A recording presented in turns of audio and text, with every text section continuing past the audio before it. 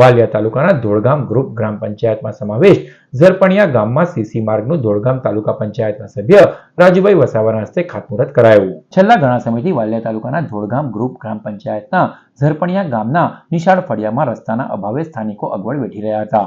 આ અંગે ગામના આગેવાન ચંપક વસાવા સહિતના ગ્રામજનોએ વાલિયા તાલુકા પંચાયતના પૂર્વ પ્રમુખ અને ધોળગામ તાલુકા પંચાયતના સભ્ય રાજુભાઈ વસાવાને રજૂઆત કરતા તેઓએ ઉચ્ચ કક્ષાએ રજૂઆત કરી હતી, જેના નાણાં પંચની ગ્રાન્ટમાંથી સી માર્ગ મંજૂર કરવામાં આવ્યો હતો.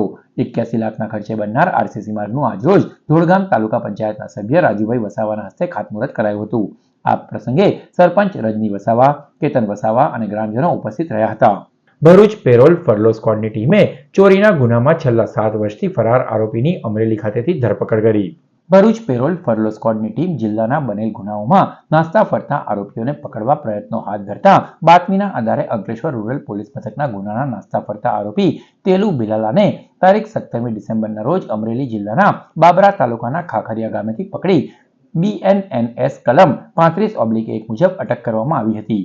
આ મામલામાં આગળની કાર્યવાહી અંકલેશ્વર રૂરલ પોલીસ કરી રહી છે. ઝડપાયેલ આરોપી અંકલેશ્વર રૂરલ પોલીસ મથકના ચોરીના ગુનામાં છેલ્લા 7 વર્ષથી ફરાર હતો, જેને ઝડપી પાડવામાં પોલીસને સફળતા મળી છે.